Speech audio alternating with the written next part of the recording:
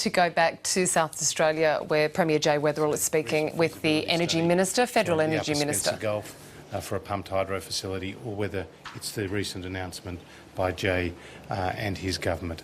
The CFC arena stands ready to work with the South Australian government on increased battery storage, recognising how important it is to the stability of the system and the affordability of the system. Minister, is this all a little bit awkward?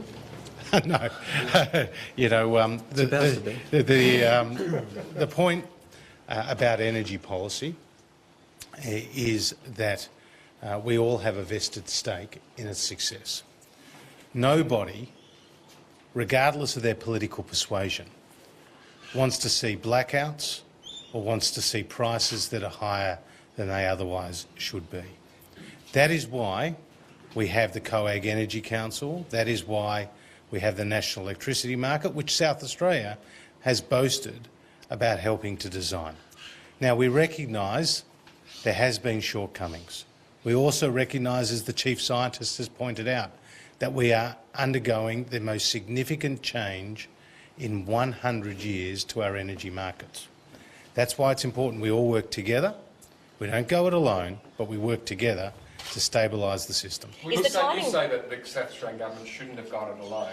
What plan do you have in place to prevent the forecast power shortfalls here this coming summer? Well, yesterday's announcement was a significant one which will help South Australia. As you know, Pelican Point here, a 240 megawatt second unit, was not able to come on in the quick time that South Australia needed, and one of the arguments was that there weren't sufficient gas contracts in place.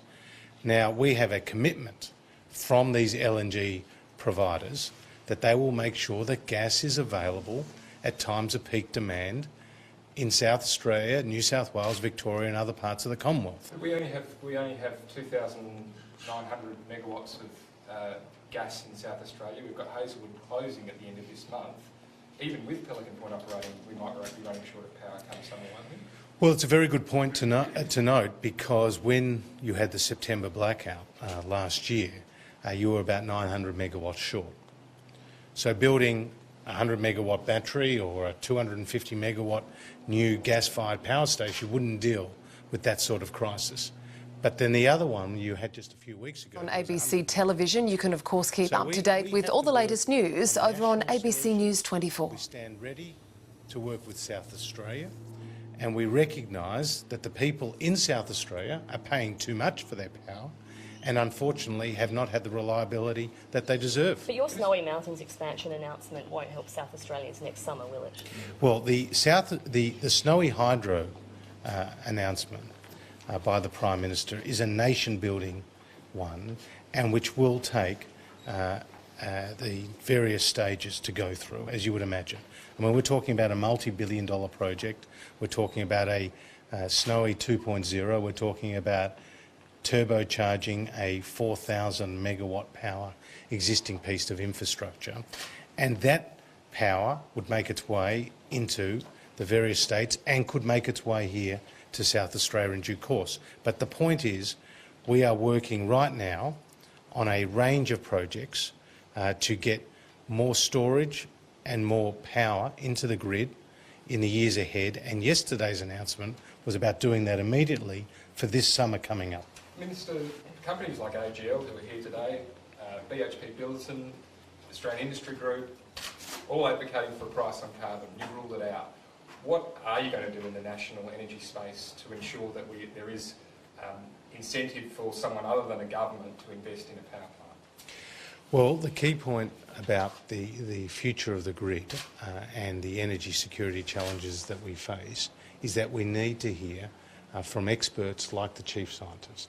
That's why the COAG Energy Council, of which the Commonwealth is just one part, commissioned this report, and we are looking forward to its recommendations. We recognise the integration of energy policy and climate change policy is significant. We also recognise that we are on track to meet our 2030 targets and on track to beat our 2020 emissions reduction targets.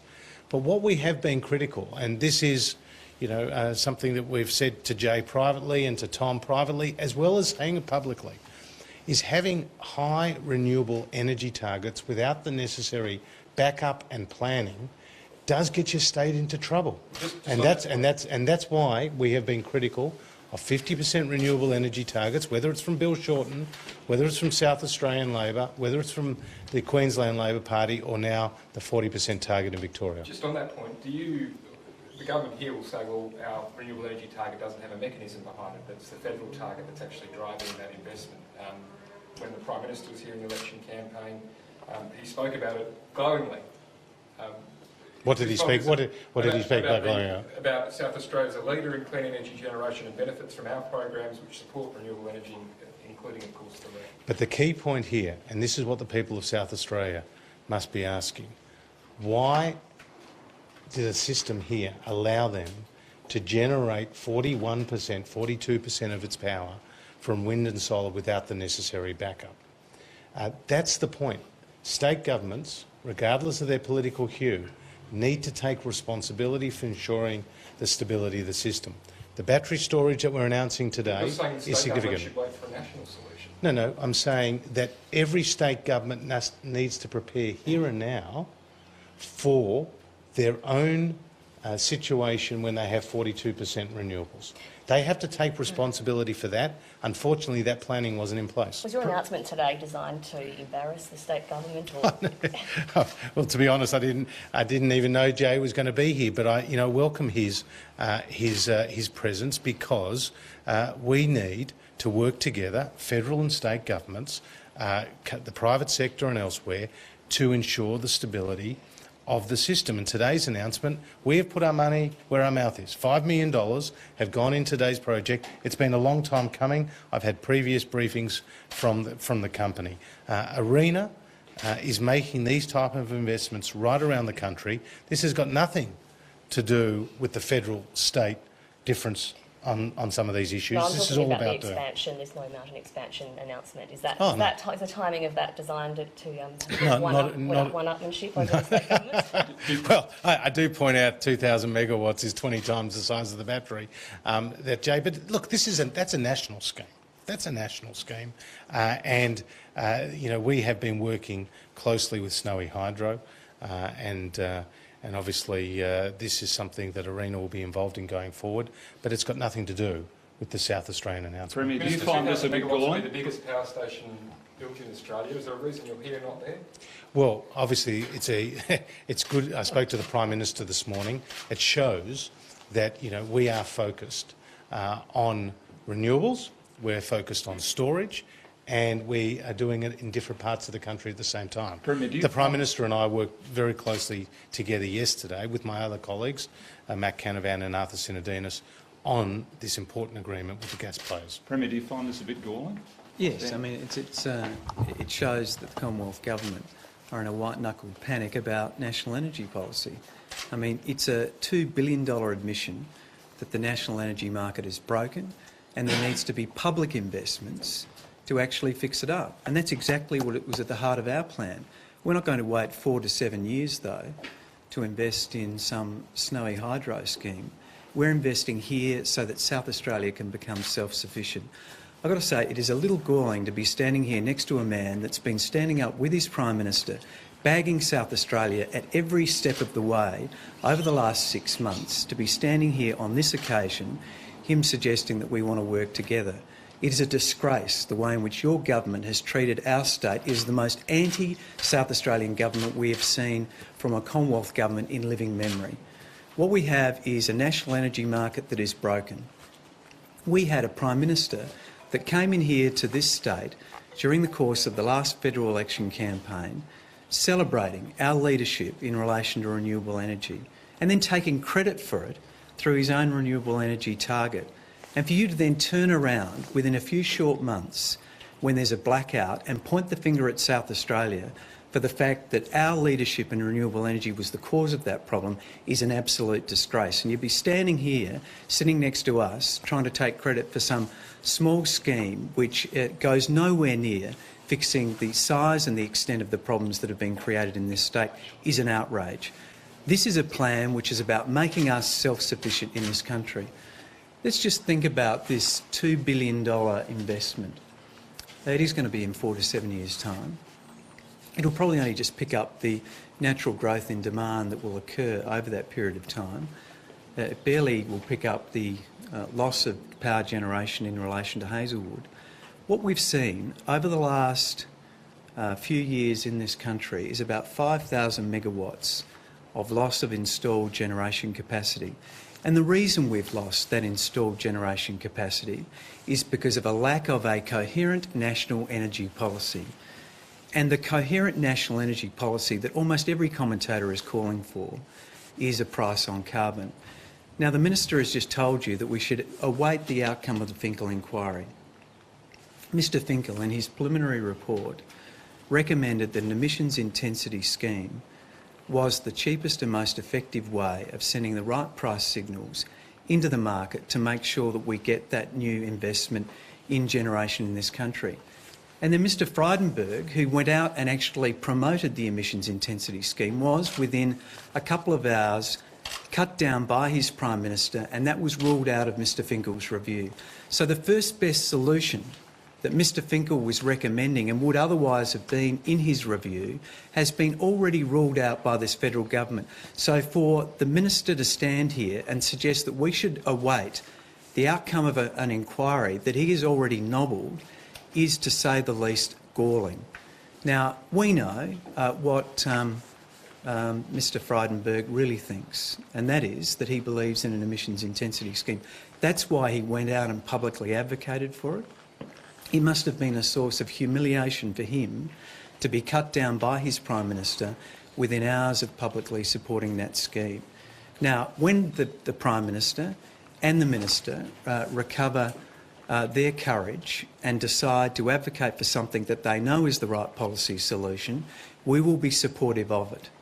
Now, the truth is that they know what the right thing is, we know what the right thing is, and when they recover their memory about what the right thing to do is, we'll be there ready to support them. Minister. So while I haven't finished, while this is a positive occasion here today, and I'm sad I had to break in on it and say this, it's the first occasion I've had the opportunity of standing next to Mr Frydenberg.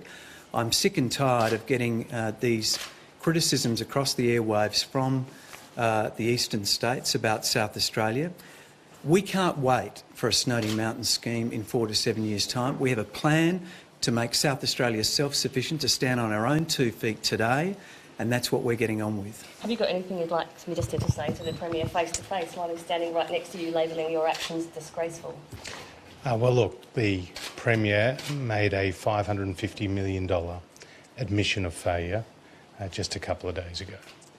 Clearly, he has a big job to do to explain to the South Australian people why, on his watch, the lights went out. Not once, not twice, not 3 times, but 4 times. Unfortunately for Jay Weatherill, he has to explain to the South Australian people why they are paying nearly 50% more for their electricity than other people across the national electricity market. Unfortunately for the Premier, he has to explain why he boasted about creating a big experiment here in South Australia, while one of his ministers, Ian Hunter, said that South Australia was a laboratory, and now they have to reach into their pockets $550 million to solve a problem that they created themselves with initiatives which won't, in fact, completely solve the problem for South Australia. So I feel that the Premier trying to come into this to crash tackle us at this announcement where he hasn't put any money into this important initiative which the Commonwealth and the AGL have just shows you, unfortunately, how desperate he is. And so I would say to you that it's in the best interest of South Australia for your government to work with the other states at the COAG Energy Council table to await the outcomes of the Finkel review, to commend the Commonwealth for yesterday's announcement with the LNG providers that they will provide the gas to meet the shortfalls in the coming years, including for the people of South Australia, and that today's announcement by the Prime Minister at the Snowy Hydro is much bigger than Jay Weatherill. It's much bigger than the politics of the Labor Party. It's indeed much bigger than the failures of his government. It's about the future of energy policy right across the east coast of our country. The Prime Minister should be commended for his leadership, for his investment in such a nation-building project. And I actually think it reflects very poorly on the Premier that he has to engage in this type of petty politics when really today's announcement is about the Commonwealth and an industry and a party and a player such as AGL coming together to announce that we will put in place 1,000 batteries and solar PV across this city to ensure that we move to a lower emissions future while driving down the cost of electricity and ensuring a more stable system. So collectively, gentlemen, between you today, you've made the relationship between the state and the Commonwealth more toxic than it's ever been. Are you proud of that? Well, I certainly haven't come with that intention. Unfortunately, Jay Weatherill has come here to crash tackle us when we are making an announcement about a financial commitment to the energy system of South Australia. With all due respect, Minister, your comments over the past couple of days haven't been that friendly towards the state government. Well, my comments to the South Australian government, and by the way, they didn't give the Commonwealth any heads up over their announcement. So you would have thought if the South Australian government was intent on producing the best outcomes for their constituents, they would work with the federal government. But there was no pre-warning of those particular announcements. And as I said, did the federal government give any warning to the state government about the Snowy Hydro expansion? but it's got nothing. It's got New nothing. South Wales Minister. But it's got nothing. Well, that's actually. Well, sorry. The Prime Minister spoke to the Premier. So Jay, if you want to make comments, I would hope you'd get your facts right. So the point about it is that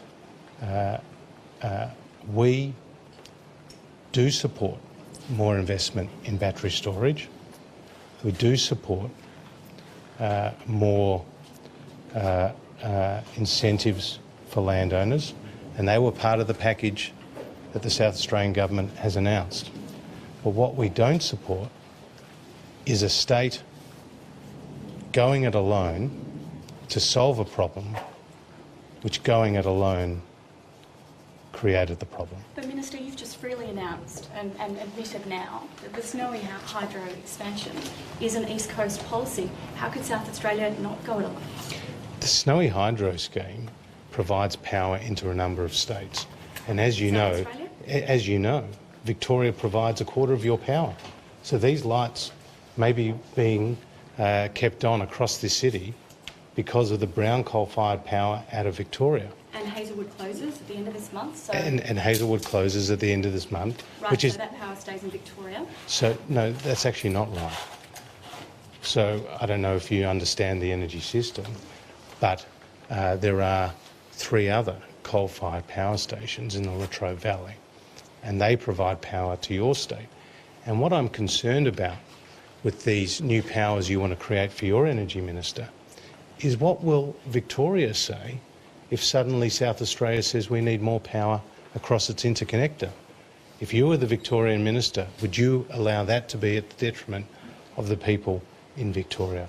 So my message is very clear. We all have a vested interest in the success of our energy system. Your own energy minister went into your own parliament on the 29th of September last year, the day after your blackout, and boasted about how South Australia helped design the national electricity market. And he said in that speech to the Parliament it had served the people of South Australia well. Now that was barely, 24 weeks ago. Why now is South Australia wanting to rip up that national electricity market agreement and go it alone? We'll take one more question. Because, Minister, there doesn't appear to be a plan in place that is going to prevent blackouts this summer at a national level. Can you point to one measure that you have proposed or that has been agreed at a national level that will prevent chaos this summer? Well, firstly, the only state that's had a blackout across its whole population is this state of South Australia. And that was a very unfortunate development. But the announcement yesterday will be very important in ensuring that the future shortfalls are met. How do you very two much. leave this today? Do you just leave this today as not speaking, or where do you go from here? wrap it up. We're very polite at the federal level. We're very happy to speak to anyone. Where do you leave it from here? Well, I've made it very clear. And that's where we will leave that. Quite